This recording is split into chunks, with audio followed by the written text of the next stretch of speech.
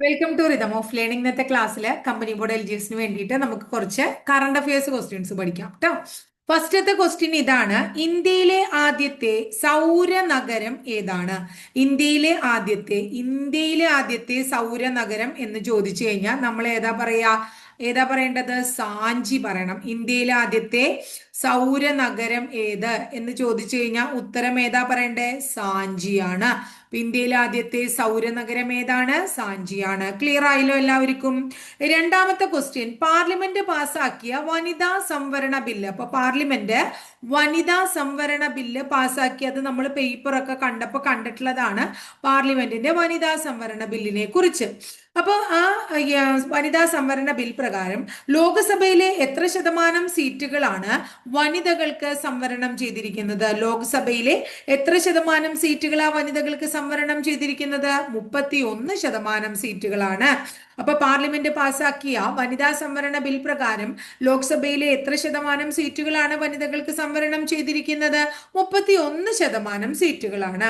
ഇനി നമ്മൾ ഒരു രാജ്യം ഒറ്റ തിരഞ്ഞെടുപ്പ്, അല്ലെ, ഒരു രാജ്യം അതുപോലെ ഒറ്റ തിരഞ്ഞെടുപ്പ്, ഈ സംവിധാനത്തെ കുറിച്ച് പഠിക്കാനായിട്ട് എന്താ പറയാ, കേന്ദ്ര സർക്കാർ ഒരു കമ്മീഷനെ നിയോഗിക്കുകയുണ്ടായി. എന്താണ്? ഒരു രാജ്യം ഒറ്റ തിരഞ്ഞെടുപ്പ് എന്ന സംവിധാനത്തെ കുറിച്ച് പഠിക്കാൻ കേന്ദ്ര സർക്കാർ നിയോഗിച്ച സമിതിയുടെ അല്ലെങ്കിൽ കമ്മിറ്റിയുടെ തലവൻ ആരാണ്? ആരറിയോ? രാംനാഥ് കോവിന്ദ് ആണ്. ആരാണ്?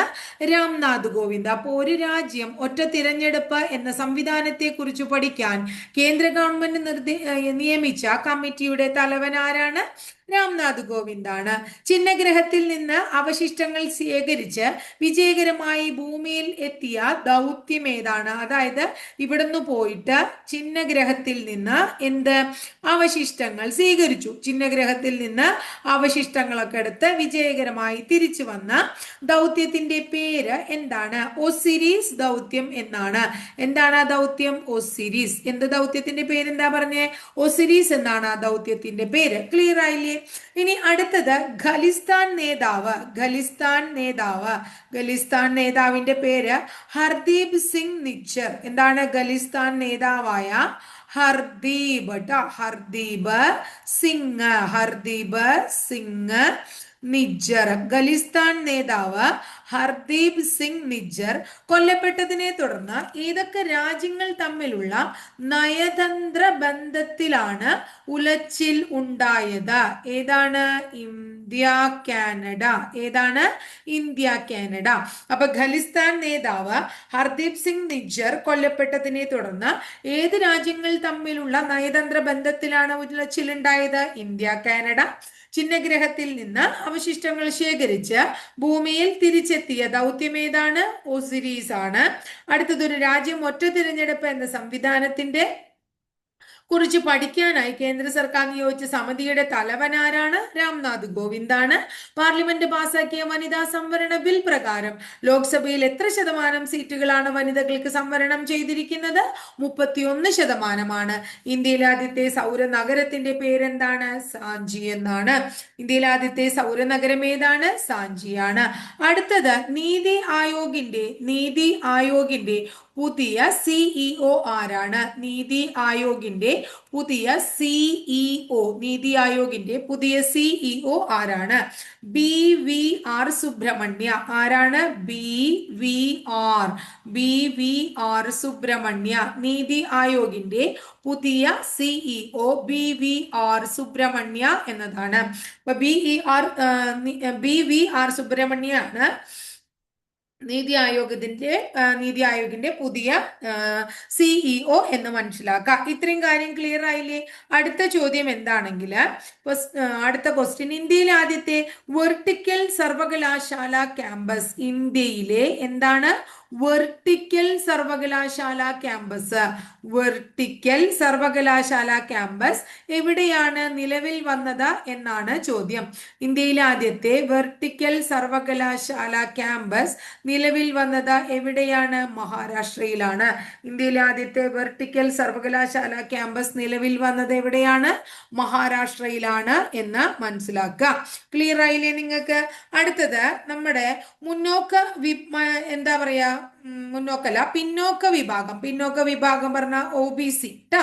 OBC വിഭാഗങ്ങള്, അതായത് പിന്നോക്ക വിഭാഗത്തിലെ ഉപവിഭാഗങ്ങളെ ഉപവിഭാഗങ്ങളെ കുറിച്ച്, അല്ലെങ്കിൽ പിന്നോക്ക വിഭാഗങ്ങളിൽ ഉപവിഭാഗങ്ങൾ ഏതാണെന്ന് കൃത്യമായി മനസ്സിലാക്കാനായിട്ട്, അല്ലെങ്കിൽ അതിനെക്കുറിച്ച് ഒരു തീരുമാനം എടുക്കാൻ വേണ്ടിയിട്ട് നമ്മൾ ഒരു കമ്മീഷനെ നിയോഗിക്കുകയുണ്ടായി. ആ കമ്മീഷന്റെ പേരെന്താണ്? ജസ്റ്റിസ് രോഹിണി കമ്മീഷൻ എന്നാണ്. Justice Rohini commission. പിന്നോക്ക വിഭാഗങ്ങളിലെ ഉപവിഭാഗങ്ങളെ കുറിച്ച് പഠിക്കാനും ഒരു കൃത്യത വരുത്താനുമായിട്ട് നമ്മൾ നിയമിച്ച കമ്മീഷന്റെ പേര് ജസ്റ്റിസ് രോഹിണി കമ്മീഷൻ എന്നാണ്. ഇന്ത്യയിലെ ആദ്യത്തെ വേസ്റ്റ് ടു ഹൈഡ്രജൻ പ്ലാന്റ്, ഇന്ത്യയിലെ ആദ്യത്തെ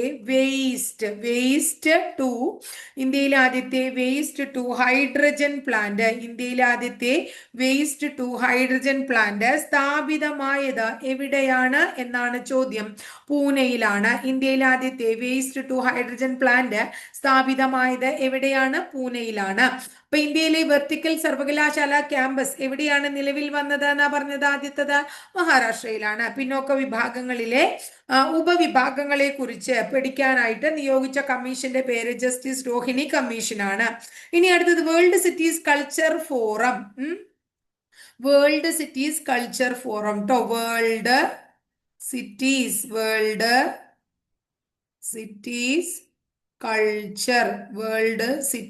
കൾച്ചർ ഫോറം.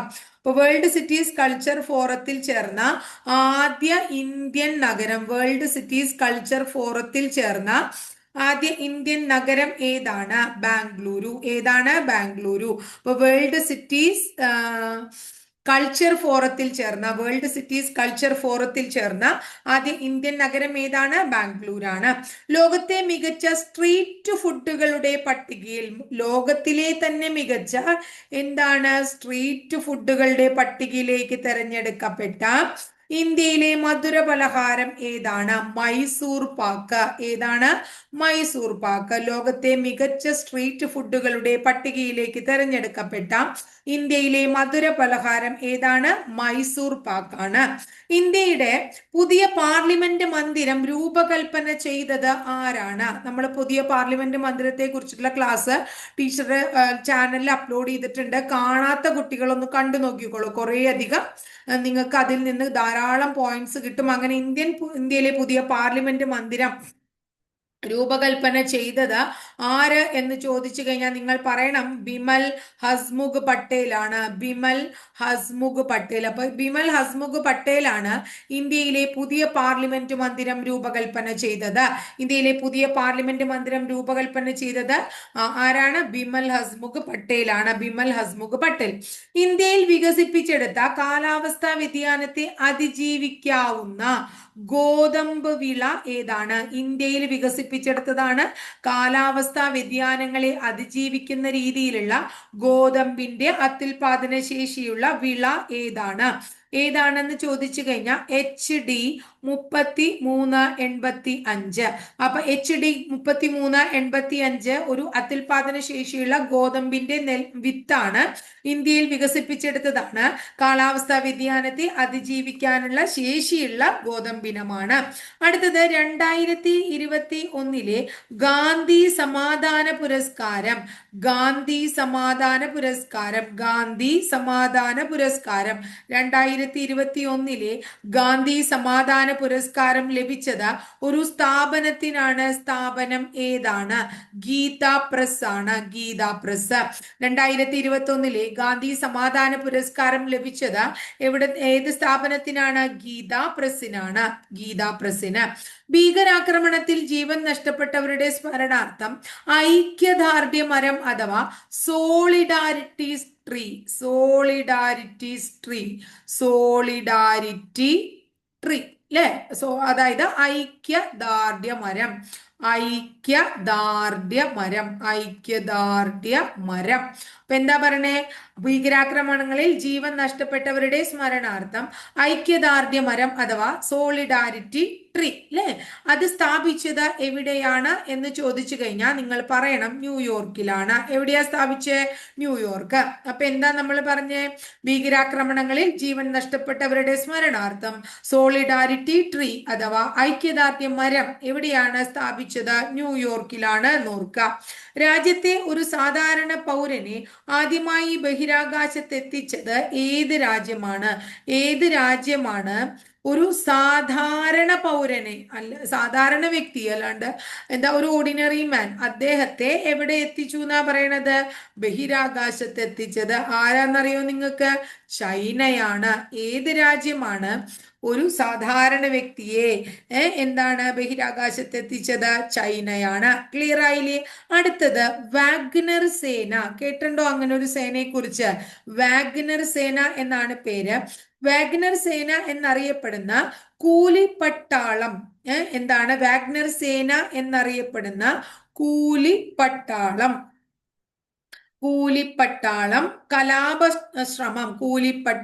കലാപശ്രമം നടത്തിയത് എവിടെയാണ്? വാഗ്നർ സേന എന്നറിയപ്പെട്ട കൂലിപ്പട്ടാളം കലാപശ്രമം നടത്തിയത് ഏത് രാജ്യത്താണ് എന്ന് ചോദിച്ചു കഴിഞ്ഞാൽ റഷ്യയിലാണ്.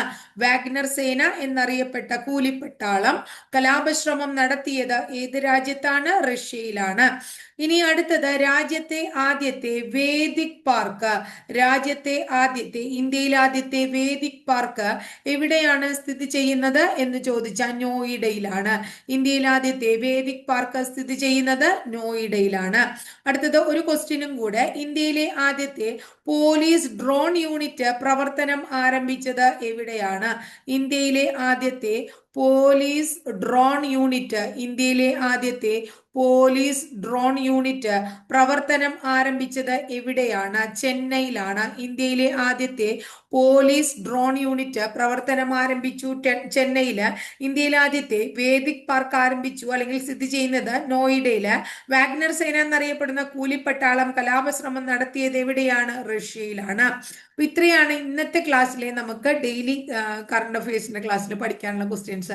ക്ലാസ് ഒക്കെ ഇഷ്ടപ്പെടുകയല്ല, നിങ്ങൾക്ക് മനസ്സിലാവലാണ് പ്രധാനം അല്ലെ? മനസ്സിലായി കാണണമെന്ന് വിചാരിക്കുന്നു. മനസ്സിലായാലും ഇല്ലെങ്കിലും നിങ്ങളുടേതായിട്ടുള്ള അഭിപ്രായങ്ങൾ, മനസ്സിലായിട്ടില്ലെങ്കിൽ മനസ്സിലായില്ല, ഇന്ന പ്രശ്നങ്ങളൊക്കെ ഉണ്ട്, അല്ലെങ്കിൽ മനസ്സിലായി ഇന്നത് കാര്യങ്ങൾ എല്ലാം നിങ്ങൾക്ക് നിങ്ങളുടെ അഭിപ്രായങ്ങൾ കമന്റ് ബോക്സിൽ രേഖപ്പെടുത്താം. ആദ്യമായിട്ട് കാണുകയാണ്, ടീച്ചറുടെ ക്ലാസ് ഇഷ്ടപ്പെടുകയാണെങ്കിൽ നിങ്ങളൊന്ന് ലൈക്ക് ചെയ്യാനും സബ്സ്ക്രൈബ് ചെയ്യാനും അതുപോലെ തന്നെ ആ ബെല്ലൈക്കൺ ഒന്ന് എനേബിൾ ചെയ്യാനും മറക്കരുത് കേട്ടോ.